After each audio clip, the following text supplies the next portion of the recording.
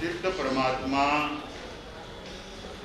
आचार्य भगवान उपाध्याय जी महाराज अने सर्व संत सतीजीओ ने मारा तमारा अपना सौना अविराम नमस्कार।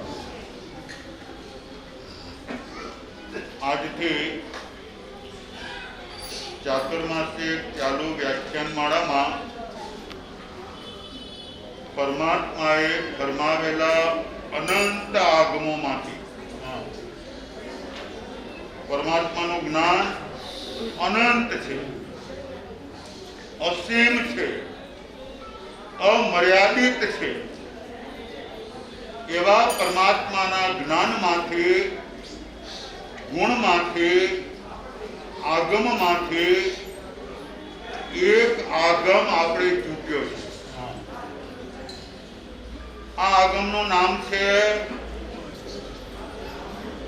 उपासक दशांग सूत्र। जीवननी अंदर बे प्रवृत्तिओ दरेक व्यक्तिओ करता होय छे। एक आराधनानी प्रवृत्ति, बीजी विराधनानी प्रवृत्ति। ज्यारे जीव आराधना करतो होय त्यारे ते जीव विराधनाथी बचतो होय। જ્યારે જે જીવ વિરાધના કરતો હોય ત્યારે તે જીવ આરાધના ચૂકી જતો હોય। તો આ જગતની અંદર કેટલાક જીવો આરાધક છે, ઉપાસક છે, જ્ઞાની છે, જ્ઞાની છે, તપસ્વી છે, ત્યાગી છે અને વૈરાગી છે। પણ બધા એવા હોઈ શકતા નથી। બધા જ આત્માઓ સંયમ સ્વીકારી શકતા નથી। બધા આત્માઓ તપસ્યા કરી શકતા નથી। બધા આત્માઓ જ્ઞાન પણ પામી શકતા નથી। मतलब કે ધર્મ કરનાર વ્યક્તિઓ પણ सीमित छे अने संसार में रहनार व्यक्तिओ असीमित छे, अमर्यादित छे। केम तो के संसार संसारीओ थी, राग द्वेष थी, क्रोध कसायो थी, रगड़ा झगड़ा थी, मारा तारा थी भरेलो पड्यो छे। एमांथी जे आत्मा परमात्मानी वाणीने समझे छे, परमात्मानी वाणीने सांभळे छे अने पोताना आत्मानी अंदर एने उतारे छे अने ज्यारे एने एम लागे छे संसार असार छे। केवो छे? तमने केवो लागे छे? साचुं बोलजो।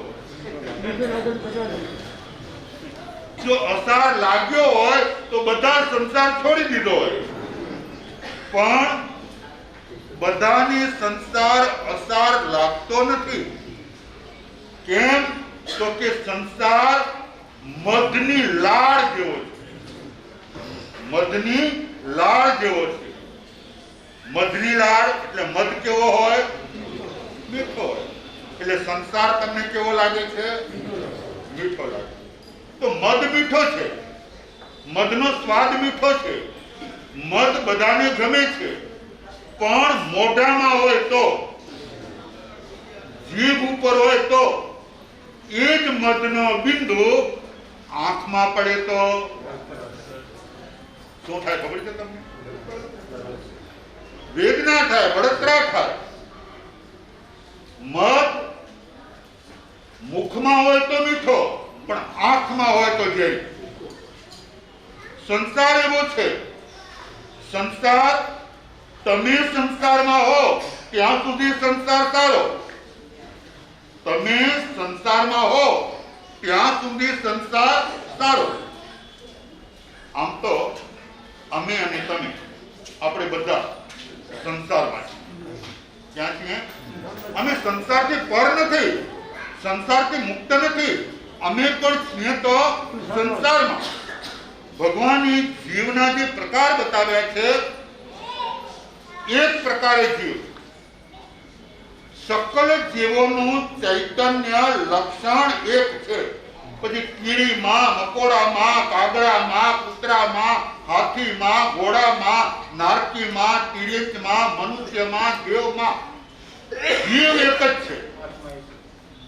જીવ જે તત્વ છે, સકલ જીવોનું ચૈતન્ય લક્ષણ એક છે.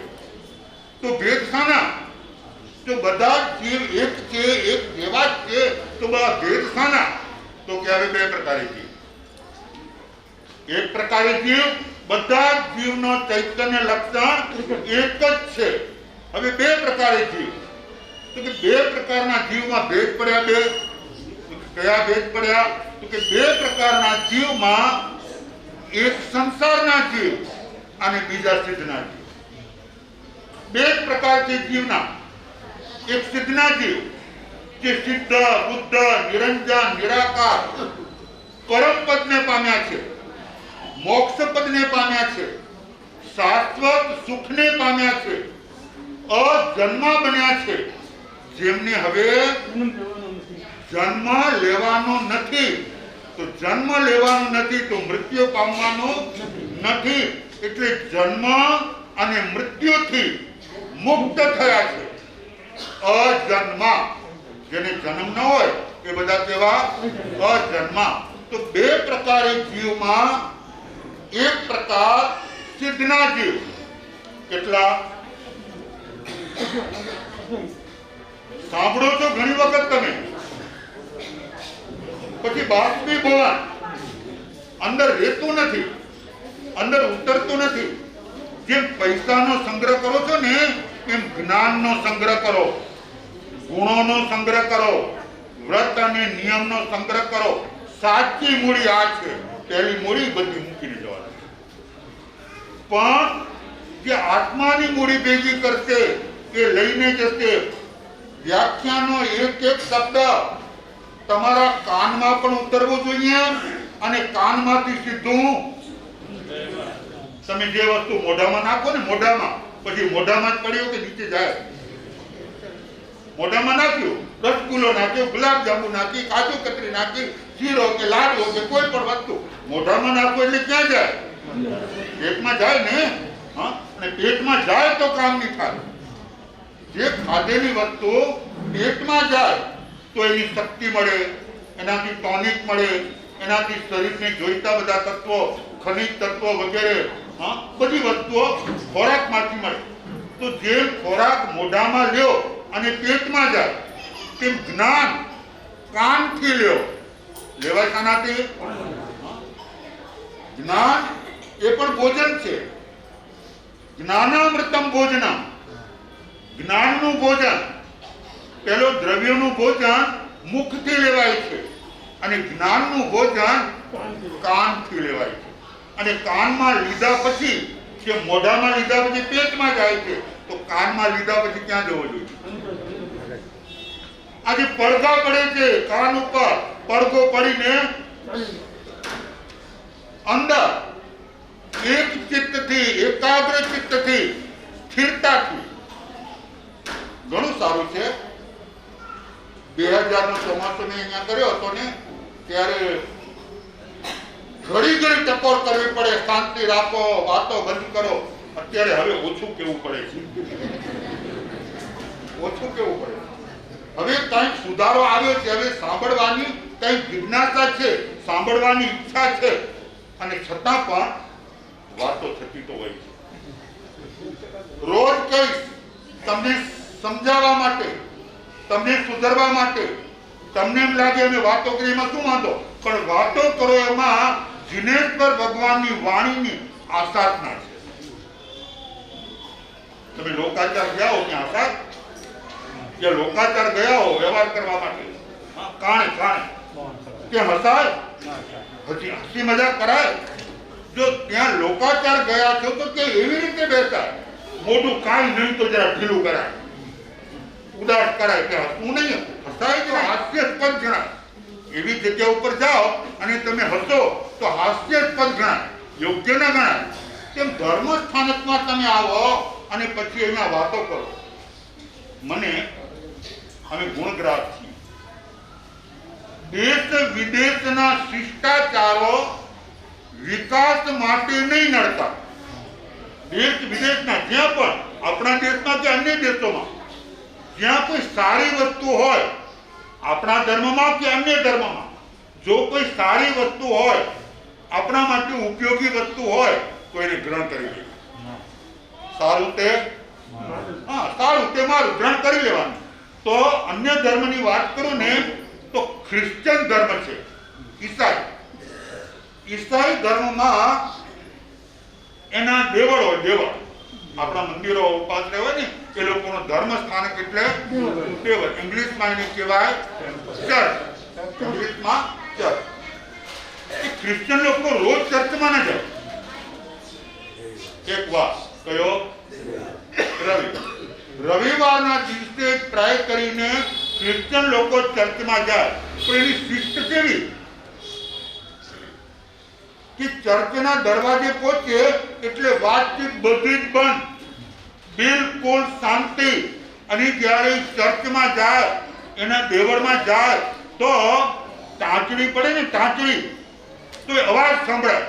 એટલી નીરવ શાંતિ. કારણ કે અમે આખો દિવસ કાંઈ નથી કરતા, તો ફક્ત કલાક, 2 ઘડી કે થોડોક સમય આપણે ધર્મ માટે જીવીએ છીએ, ધર્મ સ્થાનકમાં જીવીએ છીએ, ધર્મ સાંભળવા માટે જીવીએ છીએ, ધર્મ પામવા માટે જીવીએ છીએ. તો એટલો સમય શું રાખવું જોઈએ? બિલકુલ શાંતિ. એટલે નિયમ લેવો કે ઉપાશ્રયના આ 2 દરવાજા, એ દરવાજામાં પ્રવેશ કરો એટલે મૌન થઈ જવું જોઈએ. ઉપાશ્રયમાં પ્રવેશો પછી કોઈ વાતચીત, આગુ પાછું થવું તો ઈશારાથી આમ આવો, બેસો અહીંયા, પણ બોલીને એક પણ શબ્દ પ્રયોગ કરવો જોઈએ નહીં. તો અન્ય ધર્મોની વાત કરો તો ક્રિશ્ચનની આ પદ્ધતિ બહુ જ સારી છે, ગ્રહણ કરવા જેવી છે, અનુમોદનીય છે, અનુકરણીય છે. અને દરેક ધર્મોમાં કાંઈક તો હોય છે ને. કે ધર્મ તો છે ને, તો ધર્મ છે તેમાં કાંઈક તો વિશેષતા હોય ને, અને જે વિશેષતા હોય તે મારી લેવાની. પછી આપણે જૈન ધર્મની વાત કરીએ ને તો જૈન ધર્મમાં જુદા જુદા ઘણા બધા સંપ્રદાયો છે. મને એમ લાગે કે આપણે હોહા અને અવાજ ન કરીએ તો એમ લાગે કે આપણે કોઈ પ્રશ્ન પૂછ્યો. શાંતિથી બેઠા રહેવાનું શું? આપણે અવાજ કરીએ, ઘોંઘાટ કરીએ, વાતો કરીએ તો એમ થાય કે કંઈક કર્યું. તો જૈન ધર્મની અંદર એક સંપ્રદાય છે જેનું નામ છે તેરા પંથ. કયો નામ છે? તેરા. તેરા પંથની અંદર પણ શિસ્ત છે કે એ પોતાના ધર્મ સ્થાનકમાં જાય, વ્યાખ્યાન આદિ સાંભળવા જાય એટલે બધી જ પોતાની પ્રવૃત્તિઓ બંધ. અત્યારે હું સાંભળવા આવ્યો છું, સાંભળવાનું, હું બોલવા આવ્યો. ગઈકાલે કીધું હતું મારે 1 કલાક બોલવાનું, તમારે 1 કલાક મૌન રહેવાનું. મારે 1 કલાક બોલવાનું, તમારે 1 કલાક મૌન રહેવાનું. પછીના સમયમાં મારે મૌન રહેવાનું. પછી મને બોલવું નથી ગમતું. હું બેઠો હું મારા રૂમમાં, મારા પાટ ઉપર, લોકો આવે જાય, બેસે, વાતોચીતો કરે, પણ હું એની સાથે વિશેષ ક્યાંક કહેવા જેવું હોય તો ભલે, બાકી વિશેષ કોઈ જ લપન અહીંયાથી મેળવજો. 9 ગુણ. કેટલા ગુણ? 9 ગુણ. પછી ગુણ કયા કયા છે તમને પછી કહીશું. 9 ગુણ. 9 બોલ્યાથી 10 નથી હો, 9 જ ગુણ મળે. ન બોલવાથી 9 ગુણ મળે. એટલે બહેનોને ખાસ કહું છું કે હું નવકાર મંત્ર બોલતો હતો ને ત્યારે પણ અવાજ આવતો ના આવવો જોઈએ. નવકાર મંત્ર ચિત્તથી સાંભળવું જોઈએ. અને તમે નવકાર મંત્ર બોલો અને સંતો નવકાર મંત્ર બોલે અને ઈ અક્ષર, ઈ શબ્દો તમારા કાનમાં પડે, એ તો કેટલું લાભનું કામ છે. સંતોના મુખમાંથી નીકળતા શબ્દ તમારા કાનમાં પડે. કોના શબ્દો? સંતોના મુખમાંથી નીકળતા શબ્દો. કેમ? તો કે સંતો ઉપાસક છે, સંતો આરાધક છે, સંતો અર્યંતનું ધ્યાન કરે છે, અર્યંતના જાપ જપે છે, અર્યંતનું સ્મરણ કરે છે, એ અર્યંતને સિદ્ધ કર્યા છે. અને એવો નમો અર્યંતાણમ એક પદ સંતોના મુખમાંથી નીકળે અને તમારા કાનમાં કાન પવિત્ર થાય. શું થાય? પછી અંદર જાય ને, અંદર તો હૃદય પવિત્ર થાય, આત્મા પવિત્ર થાય, અને પછી જીવનમાં જો જીવનમાં ઉતરે તો આખો તમારું જીવન પવિત્ર. મફતના લાભ છે, લેવા જેવા છે. તો આ લેવા માટે આપણે આવ્યા છીએ. હું દેવા માટે આવ્યો છું, તમે લેવા માટે આવ્યા છો. તો લેવાના પૂરેપૂરા પ્રયત્ન કરવા જોઈએ. ધ્યાન રાખજો, ઉપયોગ રાખજો કે ધર્મસ્થાનકમાં દરવાજામાં પ્રવેશ કર્યા પછી મૌન બોલવાનું બિલકુલ બંધ. સામાયિક લેતા હોય, ઘણા એક સામાયિક બોલતા હોય, બીજા બધા લેતા હોય, તો પણ અવાજ ના આવે એવી રીતે બિલકુલ સામાન્ય સ્થિતિથી એને બાજુનો વ્યક્તિ સાંભળે, ત્રીજો વ્યક્તિ ન સાંભળે. જો કે શ્રાવકોનો વિવેક એ હોવો જોઈએ કે વ્યાખ્યાન ચાલુ થાય એથી પહેલા સામાયિક બાંધી લેવાનું. એટલે તમારે કેટલા મિનિટ પહેલા આવવું પડે? 5-7 મિનિટ પહેલા આવવું પડે. અને વ્યાખ્યાન શરૂ થાય એથી પહેલા તમારો સામાયિક બંધાઈ જવો જોઈએ. અને પછી શાંતિથી એકાગ્ર ચિત્તે એક આસને બેસી જવું જોઈએ. જરૂર વગર શરીર પણ હલવો જોઈએ નહીં. અમે સંતો બેઠા છીએ, અમારા મહાસચિવ પણ બેઠા છે, જોઈ લેજો. હવે વ્યાખ્યાન 10 પૂરો થાય કે 10:15 પૂરો થાય કે 10:30 પૂરો થાય, અને કદાચ કોઈ સંજોગોમાં વ્યાખ્યાન વધારે પણ ચાલે, પણ આ કલાથી બદલે નહીં, આ આસન બદલે નહીં. અને તમારે કેટલી વાર ઊંચા નીચા કરવું છે? સંતોએ આસન સિદ્ધ કર્યું છે. ગમે એટલી વાર બેસવું હોય એક આસને. મેં મારી પ્રેક્ટિસની વાત કરું તો હું 8 કલાક એક આસને બેસી શકું. કેટલા કલાક? 8 કલાક સુધી આ પલાઠી અને અંગૂઠો પણ હલવો જોઈએ નહીં, એવી 8 કલાકની મારી પ્રેક્ટિસ છે. હું ઘણીવાર આજે પણ જ્યારે પ્રસંગો હોય છે ત્યારે એક ઠેકાણે બેઠો એટલે બેઠો. અને કાલની વાત કરું તો 2:30 વાગે દરવાજા ખોલી અને પાક ઉપર બેઠો તો 6:15 વાગે ઊભો થયો. કેટલા વાગે? તો જે રીતે બેઠો તો એ જ રીતે, પગ નીચે તો નીચે, પગ ઉપર તો ઉપર, પણ પછી આસન બદલવું જોઈએ, આસન સ્થિર હોવું જોઈએ. અને આસન સ્થિરથી જે સાધના થાય છે ને, એ સાધના પણ સિદ્ધ થાય છે. પહેલા તમે તમારા હાથ કરો, તમારા મનને સિદ્ધ કરો, તમારા વચનને સિદ્ધ કરો, તો બધા જ લાભો સહજતાથી આપણને મળી શકતા હોય છે. તો હવે વ્યાખ્યાનની અંદર આગમની જે વાત છે, અને એ આગમની અંદર ઉપાસક દશાંગ સૂત્રની વાત. પરમાત્મા પ્રભુમાં આવ્યું, દીક્ષા લીધી, દીક્ષા લઈને મૌન સાધના કરી, કોઈનાથી બોલ્યા નથી. એકાકી દીક્ષા લીધી, એકાકી વિહાર કર્યો. બીજા બધા તીર્થંકરો સાથે દીક્ષા લીધી છે, બીજા વ્યક્તિઓએ, બીજા આત્માઓએ, અને સાથે વિહાર કર્યા છે. પણ મહાવીર પ્રભુ એકાકી દીક્ષા લીધી, એકલા જ દીક્ષા લીધી. એની સાથે કોઈ દીક્ષા લેવા વાળો અન્ય કોઈ પણ વ્યક્તિ ન હતો. અને એકાકી વિહાર કર્યો, એટલે એકલા પોતે વિહાર કર્યો. પછી જ્યાં પણ ગયા ત્યાં સ્થિર થઈ ગયા, આત્મસંશોધન કર્યું. મેળવવું ક્યાંથી છે? જે છે તે બધું અંદર છે. અને ભીતરની દુનિયા, અંદરની દુનિયા અજબ ગજબની છે. અને અંદરની સંપત્તિ, અંદરની મિલકત એ પણ અજબ ગજબની છે. જે અંદર છે તે બહાર નથી, અને જે બહાર છે તે મારું નથી. એક વસ્તુ સમજજો, જે અંદર છે તે બહાર નથી. અંદર શું છે? અંદર અનંત જ્ઞાન, અનંત દર્શન, અનંત ચારિત્ર, અનંત તપ, અનંત વીર્ય, અનંત શક્તિ, આ બધું ક્યાં પડ્યું છે? અંદર, આત્માની અંદર પડેલું છે. જે અંદર છે તે બહાર નથી, અને જે બહાર છે તે મારું નથી. બહાર જે છે, તમારી પાસે જે કંઈ પણ છે, બહાર મકાન હશે, દુકાન હશે, વખાર હશે, ફેક્ટરી હશે, તમારો ઘર હશે, બંગલો હશે, પછી ઘરની અંદર મિલકત હશે, રાજ રચીલો હશે, દર દાગીના હશે કે રોકડ રકમ જે કંઈ પણ હશે એ બધી તમે માનો છો કે મારી છે, પણ ક્યાં સુધી તમારી મૂકેલી જવાની છે? તો બહાર છે તે મારું નથી અને મારું છે તે બહાર ક્યાંય નથી. જે મારું છે મારું પોતાનું છે. તો આગમની અંદર પરમાત્માએ જે જ્ઞાન ફરમાવ્યું, આત્મ સંશોધન કરી કરી કરી કેટલો ટાઈમ, કેટલા વર્ષ ભગવાને કેટલા વર્ષ સાધના કરી? 12.5 વર્ષ. કેટલા વર્ષ? 12.5 વર્ષ અને ઉપર એક પખવાડિયો. હા, 12.5 વર્ષ અને ઉપર અડધો મહિનો એટલે કે એક પખવાડિયો. એટલો સમય પરમાત્મા જ્યાં પણ ગયા છે ત્યાં ધ્યાનસ્થ રહ્યા છે, આત્મ સંશોધન કર્યું છે, પોતામાંથી પોતે મેળવવાના પ્રયત્ન કર્યા છે. બધું ક્યાં? અંદર. ચરપટ પંજરિકા નામનો એક સ્તોત્ર મેં એક વખત નામ કહ્યું હતું, કોઈને યાદ હોય તો કોણે રચ્યું છે? અહીંયા જ વાત કરી હતી શરૂઆતમાં પ્રવચનમાં. ચરપટ પંજરિકા નામનો એક સ્તોત્ર જગતગુરુ શંકરાચાર્ય રચ્યું છે. કોણે રચ્યું છે? જગતગુરુ શંકરાચાર્ય. વેદાંતિક સંત હતા, મહાન વિભૂતિ હતા, ત્યાગી હતા, વૈરાગી હતા અને સંસારથી મુક્ત બન્યા હતા.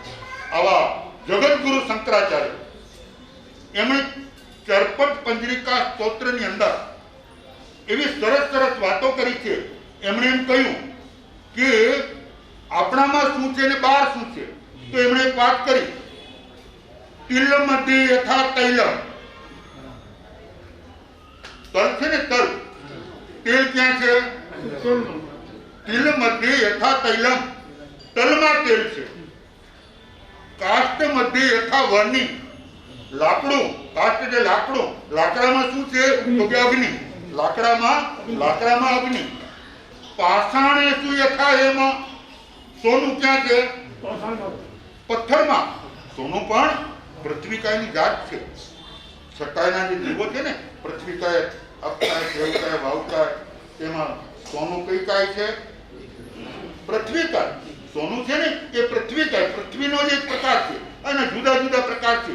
જેમાં આપણા પુણ્ય છે ને તો એક કરોડપતિ છે, એક રોડપતિ છે, એક સાહુકાર છે, ગરીબ છે, એમ બધા ભેદો છે ને. તો એ પણ બધાના પુણ્ય પ્રમાણે છે. પૃથ્વીના પણ પુણ્ય છે, પૃથ્વીના પણ પુણ્ય છે કે એક પૃથ્વી ખાલી માટી છે જેની વિશેષ કોઈ કિંમત નથી અને એક પૃથ્વી સોનું છે. એક પૃથ્વી, આપણે રાજસ્થાનમાં જાઓ ને તો મોકલસર નામનું એક ગામ આવે છે, ઘણાને ખબર છે. મોકલસરની અંદર પથ્થર કયો છે ખબર છે તમને? ગ્રેનાઇટ. કયો પથ્થર છે? મોકલસરની અંદર પથ્થર નીકળે છે, એના પાડો છે, પાડોમાંથી પથ્થર નીકળે છે, એનું નામ છે ગ્રેનાઇટ. અને કચ્છની અંદર એક ખાણ છે, ખાણ. કચ્છની અંદર નામ સાંભળ્યું છે પાંદરો. પાંદરો ક્યાં શું નીકળે છે? કોલસો. કચ્છની અંદર એટલો બધો કોલસો નીકળે છે કે આખા એશિયાને પૂરો પાડે. ખાલી દેશની નહીં, આખા એશિયા ખંડ, એમાં તો કેટલાય દેશ છે એ બધા દેશોને કોલસો પૂરો પાડે એટલો કોલસો ક્યાંથી નીકળે છે? કચ્છમાંથી. અને તેમાં પણ એક ગામ છે પાંદરો, જેમાંથી એ કોલસો નીકળે છે. એ કોલસાને કહેવાય છે પથ્થરિયો કોલસો. કયો કોલસો? પથ્થરિયો કોલસો. એવા પ્રકારના પથ્થર છે જે બળી જાય, કે આગ પકડી લે છે, એવા પથ્થર છે. તો કોલસો એ પથ્થર છે અને સોનું પણ પથ્થર છે. એ પૃથ્વીકાય. હીરો પણ પથ્થર છે. હીરાની ખાણો છે અને ખાણમાંથી હીરા નીકળે છે. હીરો પણ પુણ્યશાળી જીવો હોય છે કે જે હીરામાં ઉત્પન્ન થાય. પૃથ્વીકાય, પૃથ્વીનો જીવ, પૃથ્વીમાં પણ જીવ. જૈન દર્શન સકાયના જીવોની વ્યાખ્યા કરી છે. પૃથ્વીમાં જીવ છે, પાણીમાં જીવ છે, અગ્નિમાં જીવ છે, વાયુમાં જીવ છે, વનસ્પતિમાં જીવ છે અને ત્રસકાયના જીવ છે. કેટલા પ્રકાર કયા? 6 પ્રકાર. 6 પ્રકારના જીવો છે. તો એની અંદર પૃથ્વીના જીવો છે અને એમાં પણ જુદી જુદી જાતની પૃથ્વી છે. એમાં એક જીવ દેવનું આયુષ્ય પૂરું કર્યું. ક્યાંનું આયુષ્ય? દેવનું આયુષ્ય. ક્યાં આવવું પડે પાછું એને? અહીંયા આવવું પડે. દેવ ઉપરથી મોક્ષમાં ન જાય, દેવ મોક્ષમાં ન જાય, એને ક્યાં આવવું પડે? અહીંયા આવવું પડે. પછી એની જે સ્થિતિ હોય, જેવા એના કર્મ હોય, જેવા એના અનુબંધ હોય, એ પ્રમાણે આવવાનું થાય. તો દેવલોકમાંથી જીવ ત્યાંથી ચવી પૃથ્વીમાં આવે તો એ મનુષ્ય પણ થાય, એ તિર્યક પણ થાય, એ પૃથ્વી પણ થાય, એ પાણી પણ થાય, એ અગ્નિ પણ થાય. અને તત્વની રીતે તમને નહીં સમજાય. આ વાત કદાચ સમજવી અઘરી પડે કે પાણીમાં જીવ, પૃથ્વીમાં જીવ, અગ્નિમાં જીવ, વાયુમાં જીવ, વનસ્પતિમાં જીવ. જૈન દર્શન 6 પ્રકારના જીવોની વ્યાખ્યા કરી છે. એ જ 6 પ્રકારના જીવોની વ્યાખ્યા સનાતન ધર્મની અંદર છે. અમે સંત અમારો અભ્યાસ કરી લઈએ ને, અમારો પછી અન્ય ધર્મના શાસ્ત્રોનો અભ્યાસ કરીએ કે એમાં શું છે, એમાં શું વિશેષતા છે, અને એનો ને આપણો ક્યાં સમન્વય થાય છે, ક્યાં મેળ થાય છે. એનો મેળ કરીએ તો બધા ભેદ ચડી જાય છે, મેળ પાડીએ તો બધા ભેદ ચડી જાય. તો જેમ આપણે પૃથ્વી, પાણી, અગ્નિ, વાયુ ને વનસ્પતિ બધામાં જીવ માને છે, જીવ તત્વ માને છે. સનાતન ધર્મ પૃથ્વીને શું માને છે? ધરતી માતા, એનું પૂજન કરે છે, કરે ને? હા, ધરતીનું ભૂમિ પૂજન. કાંઈ પણ મકાન વગેરે કરવા હોય ને તો ભૂમિ પૂજન જોવું પડે કે પૃથ્વી સૂતી છે કે જાગતી છે, આ બધું જોવું પડે. અને એ જ્યોતિષની દૃષ્ટિએ બધું જાણવા મળે અને એ રીતે એનું શું કરે? પછી પૂજન કરે. તો એમાં જીવ તત્વ છે તો એનું પૂજન છે, જીવ તત્વ છે એટલે એનું પૂજન છે. એટલે ધરતી માતા. પછી પાણી. જૈન દર્શનમાં એમ કહ્યું કે અપકા એટલે પાણી, પાણીમાં જીવ છે. સનાતન ધર્મ શું માને છે? જળ દેવતા, અને જળ દેવતા તરીકે એને પાણીને પણ દેવ માન્યા છે. અને પાણીને દેવ માની અને પાણીની પણ શું કરે છે? કેટલાક ધર્મો એવા છે, કેટલાક ધર્મો હિન્દુ ધર્મની અંદર પણ છે કે જે સમુદ્રને દેવ માને છે. સમુદ્ર દેવ, સમુદ્રમાં પાણી છે. પ્રાય કરીને ઠક્કર જ્ઞાતિ, ઠક્કર જ્ઞાતિ છે ને જે લુહાણા, એ કોને માને છે? દરિયાદેવને. કોને માને છે? દરિયાદેવને માને છે. તો દરિયા પાણી છે અને પાણી તે દેવ છે, દેવ છે એટલે જીવ છે. એટલે એ પણ અન્ય ધર્મ પણ પાણીને જીવ તરીકે સીધી રીતે નહીં તો આડકતરી રીતે પણ એનો સ્વીકાર કરે. પછી પૃથ્વી, પાણી, અગ્નિ. પ્રાય કરીને અહીંયા બેઠા છે ને બધા, લગ્ન થયેલા છે, ન થયેલા હોય ને એની છૂટી શકે છે. જોકે લગ્ન કરેલા છૂટી શકે છે, ન છૂટી શકે એવું નથી. છૂટી શકે છે. ક્યારે વૈરાગ્ય થાય ખબર નહીં. અમારા બાજુમાં બેઠેલા અમારા મુદિત મુનિ લગ્ન કર્યા પછી, સંસાર ભોગવ્યા પછી, પુત્ર પરિવાર થયા પછી એમનો વૈરાગ્ય થયો કે બધું ખોટું છે. એમને લાગ્યું કે અત્યાર સુધી બધા પાપોનું સેવન કર્યું, તો આગમમાં કહ્યું છે પછાવી તે પયાયા, પાછલી અવસ્થામાં પણ જાગે તે તરી જાય. પાછલી અવસ્થા. તો અહીંયા અગ્નિ, તમારા લગ્ન થાય તો કોની સાક્ષીએ થાય? અગ્નિદેવની સાક્ષીએ. બીજા દેવો આવે કે ના આવે, પણ અગ્નિદેવ તો ત્યાં પ્રગટ કરવા જ પડે. અને અગ્નિ સાક્ષીએ ફેરા ફરે અને અગ્નિની સાક્ષીએ લગન થાય. પછી છૂટા થવો ત્યારે અગ્નિની સાક્ષીની જરૂર, ત્યારે કોની જરૂર પડે? ત્યારે કોર્ટની જરૂર પડે, ત્યારે કોર્ટમાં જવું. ન થવાય સારું.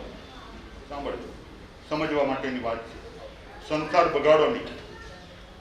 સંસારને સારું બનાવો, સંસારને સ્વર્ગ બનાવો, સંસારને સુંદર બનાવો, સંસારને સુગંધિત બનાવો.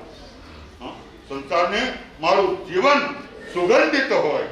એટલે કે જેમ ગુલાબનું ફૂલ સુગંધિત છે તેમ આપણું જીવન પણ સુગંધિત હોવું જોઈએ. એનામાં સંસ્કારોની સુવાસ હોવી જોઈએ, સદાચારની સુવાસ હોવી જોઈએ, ધર્મની સુવાસ હોવી જોઈએ કે જેથી કરીને તમારા જીવનની કોઈક અનુમોદના કરે, કોઈક પ્રશંસા કરે અને નહીં તો પાછળ બધા નિંદે. એવું જીવન ન હોવું જોઈએ. જીવનને બગાડો નહીં, સંસારને બગાડો નહીં. હવે સંસારનો પાત્ર ભજવ્યો છે ને તો ભજવી જાણો. સંસારનો પાત્ર તમે ભજવ્યો છે, પતિનો પાત્ર કે પત્નીનો પાત્ર કે પિતાનો પાત્ર કે પુત્રનો પાત્ર, જે કોઈ પણ પાત્ર તમને મળ્યા છે, પાત્ર ભજવો છો, તો એ પાત્રને પણ ભજવી જાણો. એ પાત્રને પણ વફાદાર રહો તો તમારો આ સંસાર સ્વર્ગ બની જશે. સંસાર સુંદર બની જશે. સંસાર પણ અનુમોદક બની જશે. ભગવાને કેટલાક સંસારી જીવોના વખાણ કર્યા છે. સંતોના વખાણ કર્યા હોય તો બરોબર છે. કોઈ બીજા સત્યોના 16 સત્યો થઈ ગયા છે, બીજા તપસ્વી થઈ ગયા છે, બીજા કેટલાય આત્માઓ થઈ ગયા. ભગવાન બધાની પ્રશંસા કરી છે. એમાં સંસારીઓની પણ પ્રશંસા કરી છે. કોની કરી છે? સંસારી જીવોની. ભગવાન એમાં શું જોયું હશે? એની પ્રશંસા કરી છે, એની આરાધના જોઈ છે, એનો ત્યાગ જોયો છે, એનો તપ જોયો છે, એના આચાર જોયા છે, એના વિચાર જોયા છે, એના સદાચાર જોયા છે, એનામાં કેટલીક વિશેષતાઓ જોઈ છે.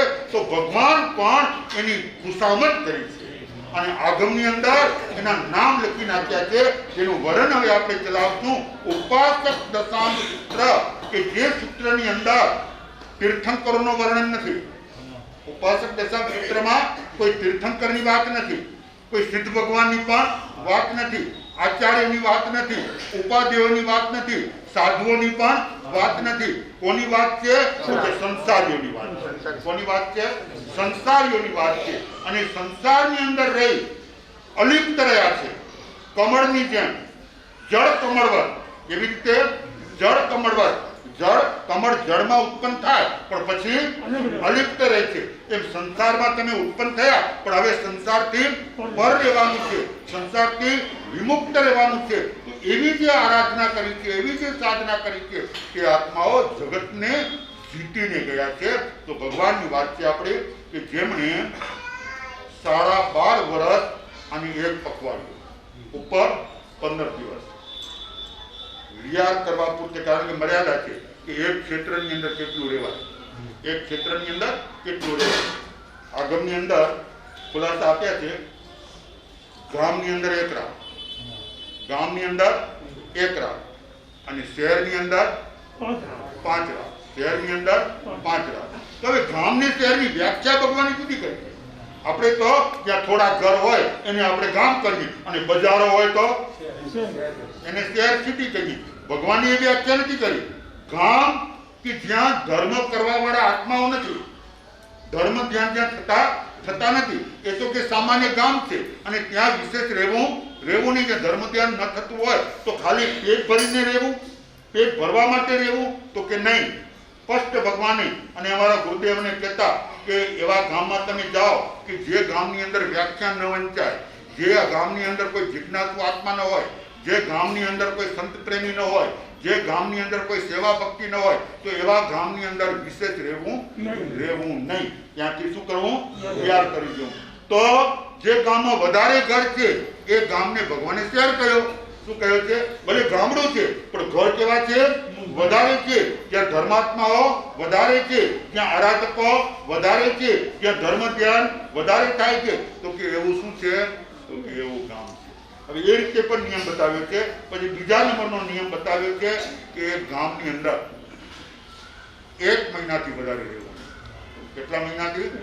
1 મહિનાથી. એટલે અમે 12 મહિનાની અંદર ઓછામાં ઓછા વિહાર કરવા હોય, ઓછામાં ઓછા વિહાર કરવા હોય તો અમે કેટલા વિહાર કરીએ? 9. કેટલા કરીએ? 5 ને 4 9. એને શું કહેવાય ખબર છે? નવકલ્પી વિહાર. નવકલ્પી વિહાર. અને અમારા માસતીજીઓ 12 મહિનામાં ઓછામાં ઓછા વિહાર કરવા હોય તો કેટલા કરે? 5 કલ્પી. માસતીજીઓ એટલે સાચવીજીઓ 1 વર્ષમાં 5 જ વિહાર કરે. એટલે એમને એક ગામની અંદર 2 મહિના સુધી રહેવાની છૂટ છે. એટલે ઓગણું થાય રે એટલે 4 વિહાર થાય અને 1 વિહાર ચોમાસાનો કલ્પનો એટલે 5 વિહાર. અમારે 1 મહિનો રહેવાનું એટલે 8 મહિનાના 8 વિહાર અને 1 વિહાર ચોમાસાનો એટલે કેટલા વિહાર થયા? 9 કલ્પી વિહાર થયા. તો ભગવાન પણ વિચાર કરે છે મર્યાદામાં રહીને પોતાની શાસ્ત્રની પરંપરાને ભગવાને પણ ક્યાં છોડી નથી. સર્વજ્ઞ પરમાત્મા વિચાર કરે છે પોતાના નીતિ નિયમને પાલીને જ્યાં જાય છે તો પ્રાય કરીને શમશાનમાં ઉતરે છે. ક્યાં ઉતરે છે? શમશાન ભૂમિની અંદર ઉતરે છે, જે નિર્જર ભૂમિ હોય છે કે જ્યાં બિલકુલ નિરક્ષ હોય છે, શાંતિ હોય. કોઈ શમશાનમાં ફરવા તો નથી જાય ને, કોઈ શમશાનમાં બેસવા તો નથી જાય ને, ત્યાં ભગવાન જાય. ક્યાં જાય? ભગવાન જાય. ભગવાન એવા જ સ્થળ શોધે કે જ્યાં કોઈ વસ્તી ન હોય, જ્યાં આવાગમન ન હોય, જ્યાં નિરક્ષ રહેલી હોય, શાંતિ રહેલી હોય. અને પરમાત્મા તો આત્મશોધ કરે છે, આત્મસંશોધન કરે છે, પોતામાંથી કંઈ શોધવાના પ્રયત્ન કરે છે.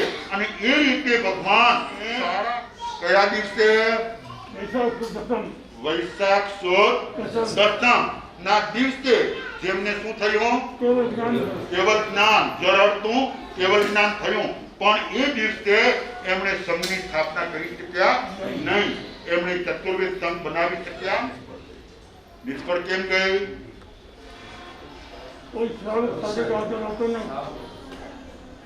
1 કલાક વ્યાખ્યાન વાંચું, 1 કલાક, અને કલાક પૂરો થાય અને બધા હાથ જોડી મંદિર સાંભળીને બધા હાલ્યા જાય, મારો કલાક નિષ્ફળ ગયો, મારો કલાક નિષ્ફળ. પણ નહીં, વ્યાખ્યાન સાંભળી કોઈ દી પેલો લે, કોઈ બેલો લે, કોઈ ઉપવાસ લે, કોઈ આંબીલ લે, કોઈ એકાસનો લે, કોઈ વ્રત લે, કોઈ નિયમ લે અને કાંઈક ને કાંઈક આરાધના કરે તો એ વ્યાખ્યાન સફળ થયો કહેવાય. એટલે આપણા બધા વ્યાખ્યાનો રોજ કેવા થાય છે? સફળ થાય છે. રોજ આરાધક આત્માઓ પોતાની આરાધનામાં એ ઝૂલતા હોય છે. પણ ભગવાનની દેશના નિષ્ફળ ગઈ, પરમાત્માની દેશના નિષ્ફળ ગઈ. કેવળ જ્ઞાન પ્રાપ્ત થયું, પરમાત્મા સર્વજ્ઞ થયા, સર્વજ્ઞ બન્યા. એટલે આકાશમાંથી દેવલોકમાંથી દેવતાઓ આવી ભગવાનનો કેવળ મહોત્સવ કર્યો, ટીગડો ગઢ રચ્યો. શું રાખ્યો? ભગવાનના અતિશય છે ટીગડો ગઢ, એટલે કે ત્રણ એવો જેને સમવસરણ કહેવાય છે. એવા સમવસરની કોણે કરી? દેવતાઓએ રચના કરી. સુવર્ણમય રત્ન જડી એવો એ ટીગડો ઘર, એટલે કે સમવસન રચ્યો. ભગવાન ઉપર બેઠા, પછી ભગવાન ઉપર બેઠા એટલે દેવતાઓ આવે છે આકાશમાંથી.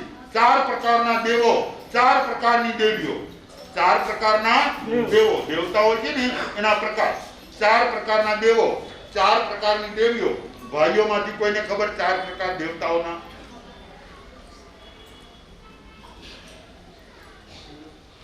દેવતાઓના 4 પ્રકાર.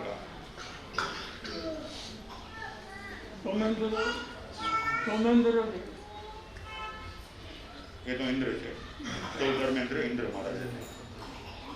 4 પ્રકારના દેવ. તો 4 પ્રકારના દેવમાં વૈમાનિક દેવ.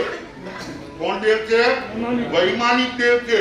તો વૈમાનિક દેવોના 12 દેવલોક છે. કેટલા દેવલોક છે? પહેલો, બીજો, ત્રીજો, ચોથો એમ કરતા કરતા અને 12 દેવલોક છે. 12 દેવલોકની ઉપર 5 અનુત્તર વિમાન છે. 5 અનુત્તર વિમાન છે. અને અનુત્તર વિમાનની અંદર એકાવતારી જીવો છે. કેવા જીવો છે? એકાવતારી જીવો છે કે એક ભાવ કરીને ક્યાં જવાના છે? મોક્ષમાં જવાના છે. એવા એક પ્રકાર વૈમાનિક દેવ. એક પ્રકાર વૈમાનિક દેવ. બીજો પ્રકાર સાંભળજો, બધા સમજજો. આમ તો દરેકે નોટ લાવવી જોઈએ અને એની અંદર નોંધી લેવું જોઈએ કે સંતો શું કહે છે, ગુરુદેવો શું કહે છે, એમાં મારે કેટલું મેળવવાનું છે. 4 પ્રકારના દેવતાઓમાં એક પ્રકાર છે વૈમાનિક દેવ. જે દેવતાઓના વિમાનો છે અને વિમાનની અંદર એમના આવાસો છે અને ત્યાં એ પોતે રહે છે. એ બધાની સ્થિતિ એના ઉપર આપણે વર્ણન સમય જતાને કરશું. દેવોની કેવી સ્થિતિ છે, દેવોના શું વર્ણન છે, એના કેવા ભવો છે, એના શું કાર્ય છે, એ દેવની સ્થિતિ છે ને દેવો એ રહે છે. તો એ વૈમાનિક દેવ.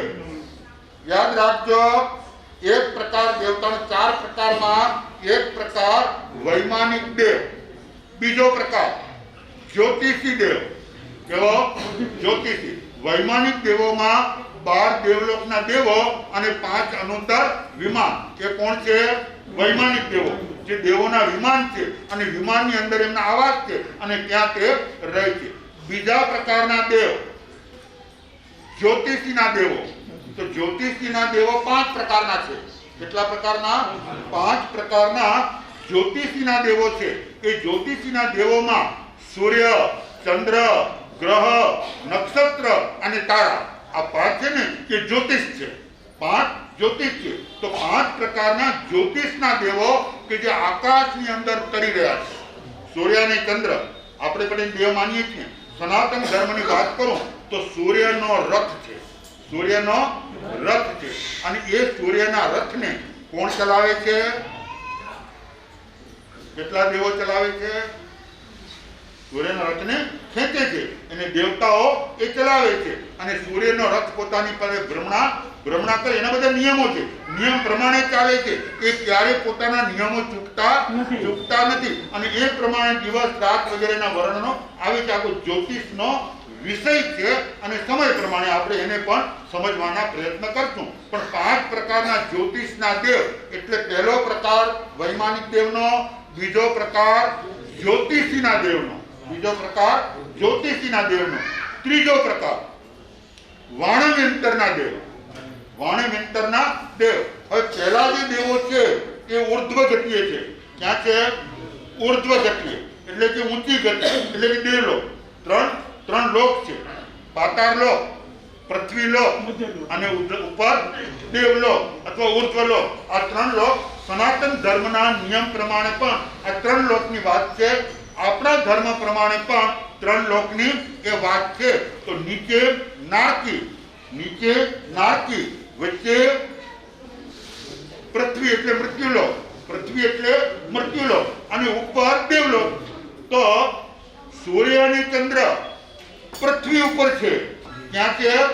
પૃથ્વી આપણાથી ઘણા દૂર છે પણ છે ક્યાં? ઉપર ઉર્ધ્વલોકમાં નથી, ત્રીછા લોકની અંદર છે. સૂર્ય અને ચંદ્ર ત્રીછા લોકની અંદર. તો પૃથ્વી ક્યાં સુધી ઉપર છે તમને ખબર છે?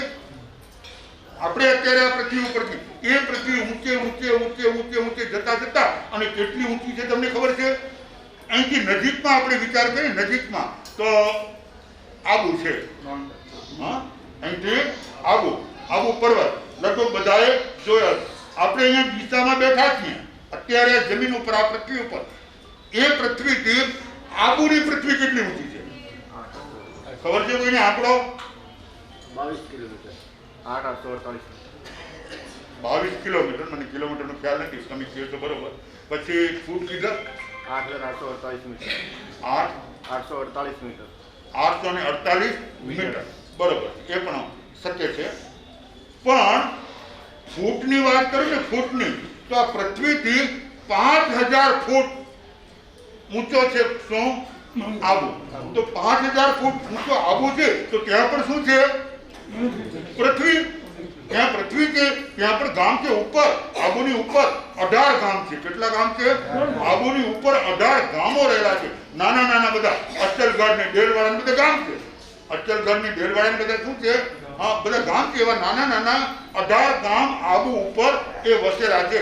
તો આબુ આ પૃથ્વીથી 500 ફૂટ ઊંચો છે. કેટલો?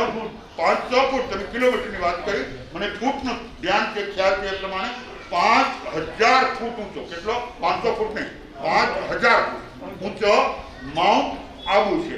તો હવે મેરુ પર્વતની વાત કરીએ તો મેરુ પર્વત કેટલો ઊંચો છે? 10 લાખ જોજન. કેટલો? મેરુ પર્વત છે ને આ જોજન તો શાશ્વતી વાત છે કે જેને આંકડા સાથે કહી શકાશે નહીં. કિલોમીટરથી પણ નહીં કહી શકાય, એને ફૂટથી પણ નહીં કહી શકાય, એને ઇંચથી પણ નહીં કહી શકાય. તો એ એટલો ઊંચો શું રહેલો છે? મેરુ પર્વત. તો કે જ્યાં સુધી મેરુ પર્વતની ટોચ છે ને, ટોચ, ત્યાં સુધી પૃથ્વી છે. આ પૃથ્વીની સાથે જોડાયેલી વસ્તુ જેટલી પણ ઊંચી હોય એટલી બધી શું કહેવાય? પૃથ્વીની સાથે જોડાયેલી વસ્તુ છે. અંદરથી ઉપર જતા અને એ આટલા જોજન ઊંચે ત્યાં સુધી પૃથ્વી છે. તો સૂર્ય અને ચંદ્ર શું કરે છે ખબર છે તમને? સૂર્ય અને ચંદ્ર મેરુ પર્વતની શું કરી રહ્યા છે? પ્રદક્ષિણા કરી રહ્યા છે. અને જેના કારણે દિવસ અને રાત થઈ રહ્યા છે. વૈજ્ઞાનિક માન્યતા જુદી છે. વૈજ્ઞાનિકો પોતાની રીતે, અને વૈજ્ઞાનિકોને શું છે ખબર છે? વૈજ્ઞાનિકો સંશોધન કરે છે. વૈજ્ઞાનિકો શું કરે છે? ભગવાન મહાવીરે સંશોધન કર્યું નથી. એમણે જ્ઞાનથી જાણ્યું છે. ભગવાને શું કર્યું છે? જ્ઞાન. અને જ્ઞાનમાં જે દેખાય સચોટ હોય છે, એમાં પછી ફેરફાર આજે આમ ને કાલે તેમ, તો વૈજ્ઞાનિકો પોતાનો મત સમય બદલાવી નાખે છે. આજે એને શોધ કરી તો કે આમ છે, કાલે કઈ નવું શોધ છે કે હવે આમ નહીં ને આમ છે. એ પૃથ્વીની વાત કરું ને, પૃથ્વીમાં તો આપણા જૈન દર્શનમાં તો ઘણી બધી પૃથ્વીઓના વર્ણન છે. એટલે ઘણા બધા દેશો નહીં, રાષ્ટ્રો પણ નહીં, પણ વિશ્વ, ઘણા બધા વિશ્વ, જેમ એક વિશ્વ નહીં એવા કેટલાય વિશ્વો રહેલા છે. તો આપણે જૈન દર્શન તો આ વાતને સારી રીતે સમજી શકીએ છીએ કે આ પૃથ્વી ઉપર કેટલા વિશ્વો છે, એકથી પણ વધારે. તો એમાં 15 તો કર્માદાનના છે, 30 અકર્માદાનના છે, 56 અંતર્નિપાના છે. આ બધા પૃથ્વી ઉપરના દેશો છે. તો વૈજ્ઞાનિક એ કારણ ઉપર આવી ગયા છે કે એકથી વધારે વિશ્વ છે. અને જાહેર કરી દીધું છે કે વિશ્વ એક નહીં, એકથી વધારે વિશ્વ છે. તો કે એક વિશ્વ એટલે શું? કે પૃથ્વીનો ઘોડો છે ને, વૈજ્ઞાનિકોએ બનાવેલો પૃથ્વીનો ઘોડો, આ પૃથ્વીના ઘોડામાં જેટલાય દેશો છે ને એને એક વિશ્વ કહેવાય. એ સિવાયના જે પૃથ્વીના ઘોડામાં નથી, પૃથ્વીના નકશામાં નથી, એ સિવાય ઉપગ્રહો આકાશની અંદર તરે છે. વૈજ્ઞાનિકો શું મૂકે છે? આકાશની અંદર ઉપગ્રહ તરતા મૂકે છે. અને ઉપગ્રહ સેટેલાઇટથી એ બધું નીચે જુએ છે. તો એમણે એ સંશોધન કરી લીધું છે કે પૃથ્વીનો જે ગોળો છે એમાં જે દેશો છે એ તો એકબીજા સાથે સંકળાયેલા છે. પૃથ્વીના જે ગોળામાં જેટલા દેશો છે ને એ બધા દેશો એકબીજા સાથે સંકળાયેલા છે. વાતચીત થઈ શકે છે, આવાગમન પણ થઈ શકે છે. પછી ભલે ને વિમાન દ્વારા, કોઈ પણ દ્વારા, પણ આવાગમન કોઈ એવો દેશ નથી કે જ્યાં નથી જઈ શકાતું. પૃથ્વીના ઘોડામાં બધે જઈ શકે. પણ વૈજ્ઞાનિકો એ કબૂલ કર્યું છે કે આ પૃથ્વી ઉપર, પૃથ્વીના ઘોડામાં દેખાતા વિશ્વ સિવાય બીજો પણ કોઈ વિશ્વ છે. આ વૈજ્ઞાનિકોએ કબૂલ કર્યું. હવે કેવી રીતે કબૂલ કર્યું? કે એના ઉપગ્રહ છે ને, ઉપર ઉપગ્રહ કે જે અવાજ પકડી છે, અવાજ, ત્યાંથી અવાજ આવે છે. તો કોનો અવાજ આવે છે? તો કે કોઈ મનુષ્યનો અવાજ આવે છે. હવે મનુષ્યનો અવાજ ક્યાંથી આવે છે?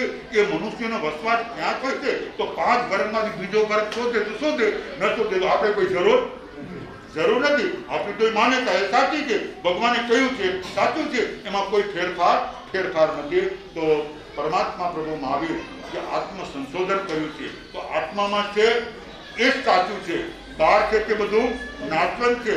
તો જેમ પાષાણે શું યથા, એમાં પથ્થરમાં સોનું છે, એમ કાષ્ટ મધ્ય યથાવનની, કાષ્ટની અંદર અગ્નિ છે, તિલ મધ્ય યથા તૈલમ, તલમાં તેલ છે.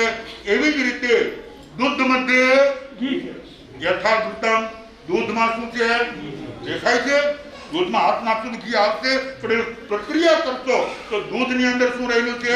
નવનીત છે, માખણ છે, એ ઘી છે, એ તત્વની અંદર ભરેલા છે.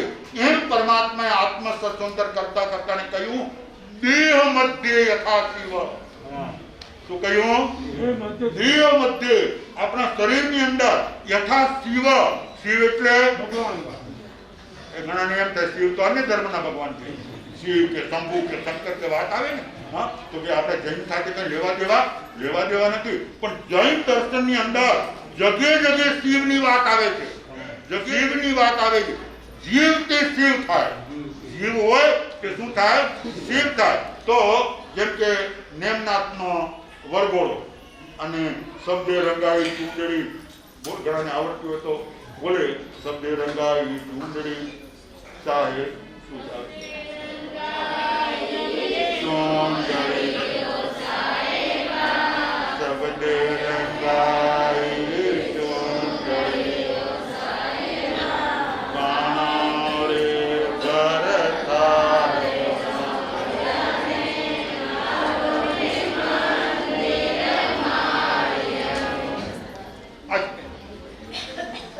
નેમજીની ચૂંદડીની અંદર વાત આવે છે કે નેમજી તોરણથી પાછા ફર્યા.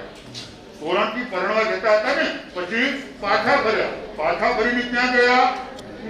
ચડ ગયા. ગઢ કરે છે, આક્રંદ કરે છે અને કહે છે કે તમે ક્યાં જાઓ છો? મને છોડીને ક્યાં જાઓ છો? તો નેમ પ્રભુ શું કહે છે ખબર છે? શિવ રમણીને વરવા. કોને વરવા?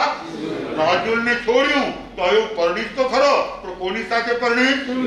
શિવ રમણીને પરણીત. તો શિવ રમણી એટલે ભગવાન, શિવ રમણી એટલે પરમાત્મા, શિવ એટલે ભગવાન.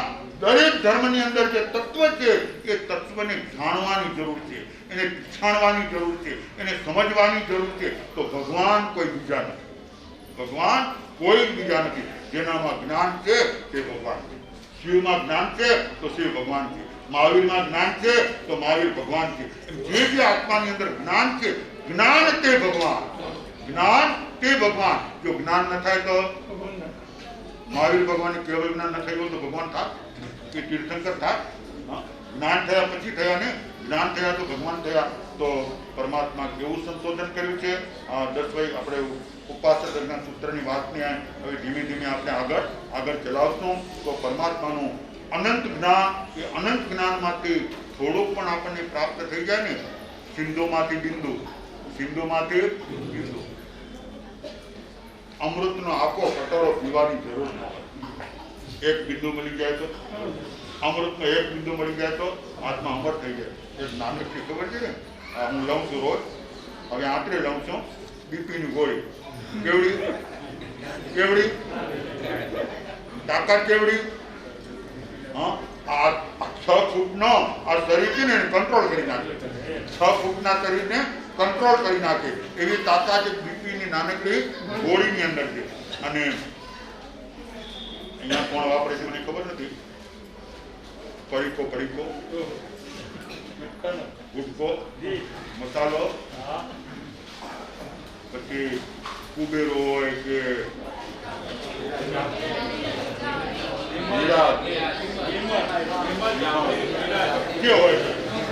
તમને બધાને ખબર તો છે એટલે કદાચ સ્વાદ ચાખ્યો હશે.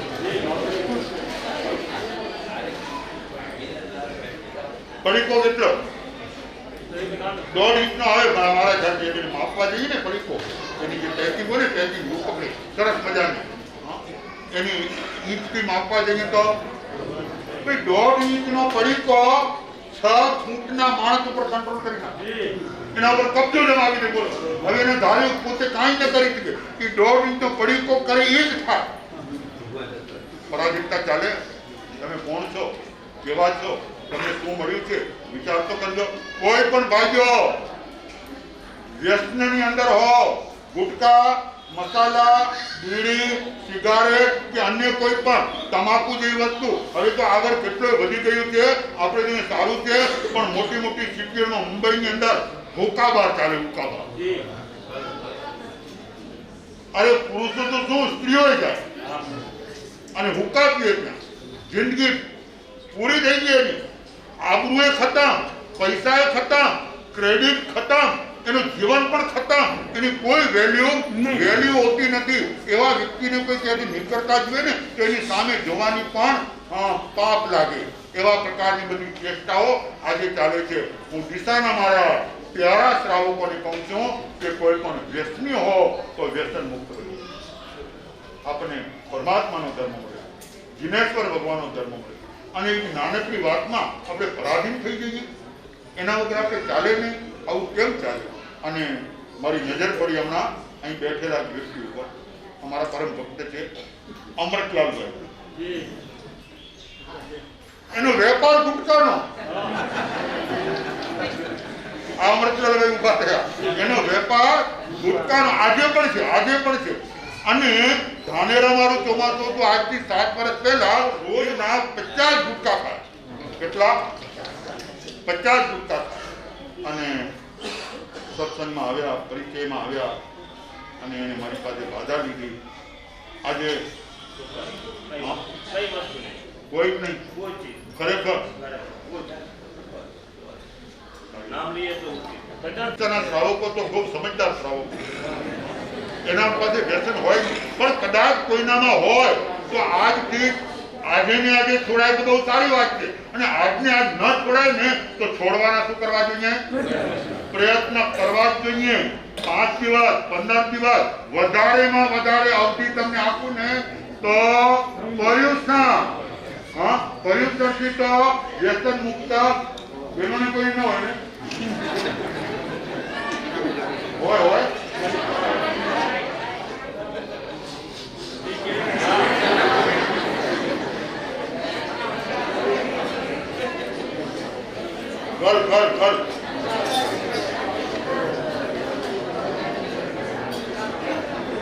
જો ધર્મ ધ્યાનના દિવસો આવી રહ્યા છે, તપસ્યા કરવાની શરૂઆત પણ થઈ ચૂકી છે અને એવા જે વ્યસની વ્યક્તિઓ છે ને, ભાઈઓ કે બહેનો, જે વ્યસની હશે ને એને ઉપવાસ કરવો હશે, ઉપવાસ કરવાની ભાવના હશે પણ નહીં કરી શકે. કેમ નહીં કરી શકે? કે એના ઉપર કોનો કબજો છે, એના ઉપર કોનો કંટ્રોલ છે? તો કે ગર્લનો કંટ્રોલ છે, ચાયના કપનો કંટ્રોલ છે. એ નપીએ તો માથું ચક્કર ચક્કર ફરે. એ તમને કરવા માટે મનાઈ કરે. સમજજો, કોઈને પણ કાંઈ વ્યસન હોય, વ્યસન મુક્ત થવાના પ્રયત્ન કરજો, ધર્મી બનવાના પ્રયત્ન કરજો. વ્યસન જીવનની બરબાદી છે.